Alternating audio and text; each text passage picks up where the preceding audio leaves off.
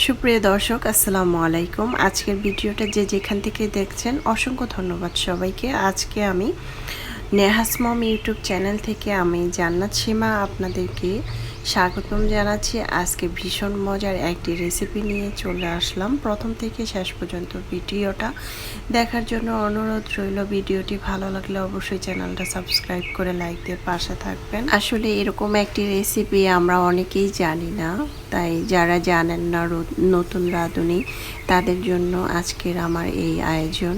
অবশ্যই আপনারা ট্রাই করতে পারেন, এটা খেতে অসম্ভব মজার হয়েছিল। এখন আমি রেসিপিতে চলে আসলাম।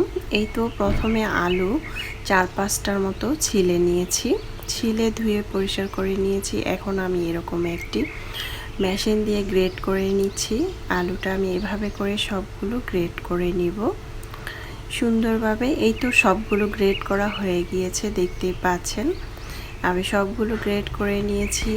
দেখতে পেয়েছেন খুব সুন্দরভাবে কিন্তু গ্রেট করা হয়ে গিয়েছে। এখন আমি আলুটাকে 4-5 বার ধুয়ে নিয়েছি। যে আলুর কষটা আছে সেটা আমি বের করে বারবার পানি দিয়ে ধুয়ে পরিষ্কার করে নিয়েছি। এখন আমি ঠান্ডা পানি দিয়ে এভাবে ডুবিয়ে ভিজিয়ে রাখবো প্রায় 10 থেকে 15 মিনিটের মতো।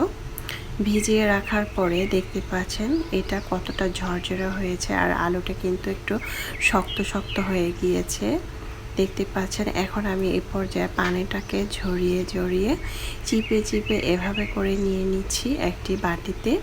সবগুলো আমি এভাবে করে সেমভাবে নিয়ে নিব। নিয়ে আমি এটা একটু ফ্যানের বাতাসে শুকিয়ে নিব। দেখতে পাচ্ছেন আমি কিন্তু একটি কাপড় নিচে বিছিয়ে খুব সুন্দরভাবে এটা ফ্যানের বাতাসে দিয়েছি, আর শুকিয়ে গিয়েছে। আলুটার থেকে পানিটা সরে গিয়েছে। এ পর্যায়ে আমি এগুলো নিয়ে চুলায় একটি প্যান বসিয়েছি।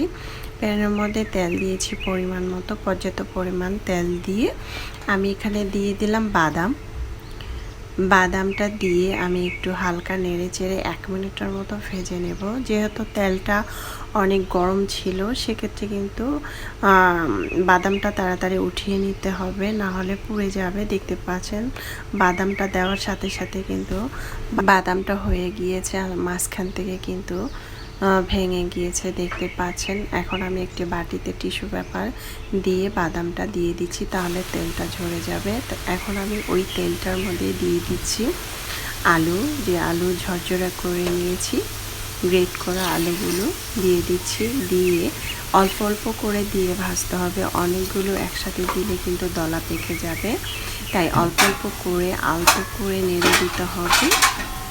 ধৈর্য ধরে চুলার পাশে দাঁড়িয়ে এটাকে ভেজে নিতে হবে, না হলে এটা কিন্তু পুড়ে যেতে পারে অথবা গলে যেতে পারে। তাই ধৈর্য ধরে আস্তে আস্তে করে নেড়ে দিতে হবে। এই তো দেখতে পাচ্ছেন আলুটা কিন্তু একদম খুব সুন্দরভাবে লাল হয়ে গিয়েছে। আর একটু যদি বেশি লাল করতে চান তাহলে তিতা লাগবে, সেক্ষেত্রে ভালো লাগবে না। তাই এরকম হালকা করে লাল করে ভেজে নিয়েছি, দেখতে পাচ্ছেন। এখন একটি বাটিতে টিস্যু পেপার দিয়ে আমি সবগুলো এভাবে করে ভেজে উঠিয়ে নিচ্ছি। দেখতে পাচ্ছেন টিস্যু পেপার দিয়ে যখন আমি এটা রেখেছি তখন তেলটা কিন্তু একদম শুকিয়ে গিয়েছে। এখন আমি বাদাম কুচি দিয়ে এটা পরিবেশন করে নিচ্ছি। এটা খেতে অসম্ভব মজার, আর এটা কিন্তু অনেক দিন পর্যন্ত রাখা যায় বয়মে ভরে। অনেক সময় দেখবেন আমাদের ভাজাপুরি খেতে ইচ্ছে করে, বাচ্চারা কিন্তু চিপস খাওয়ার জন্য বায়না করে। আমরা কিন্তু এই ধরনের নাস্তাগুলো বাচ্চাদেরকে তৈরি করে দিতে পারি। এটা খেতে অনেক মজার হয়েছিল। এখানে আপনারা মশলা মেখে নিতে পারেন, যেমন ধরেন মরিচের গুঁড়া, তারপরে হচ্ছে chaat masala, salt, tasty salt, ধনে পাতা, এটা সেটা দিয়ে কিন্তু মশলা দিয়ে মেখে খেতে পারেন। এই তো এখন আমি একটি বাটিতে নিয়ে নিচ্ছি অল্প করে, যেহেতু আমি এটা রেখে দিব তাই আমি অল্প করে মশলা মেখে খাবো। আর কতটা ক্রিস্পি দেখতে পাচ্ছেন, হাত দিয়ে মুচিয়ে দেখিয়ে দিচ্ছি, একদম ভেঙে যাচ্ছে। এটা বয়মও ভরে রেখে দিলে কিন্তু অনেক দিন পর্যন্ত খেতে পারবেন। এখন আমি অল্প করে একটি বাটিতে নিয়েছি একটু টেস্টি সল্ট বা বিট লবণ, মরিচের গুঁড়া খাওয়া যায়, ভীষণ মজা হয়েছিল। চাইলে এভাবে ট্রাই করতে পারেন। আশা করছি রেসিপিটি ট্রাই করবেন যারা নতুন রাঁধুনি। আল্লাহ হাফেজ।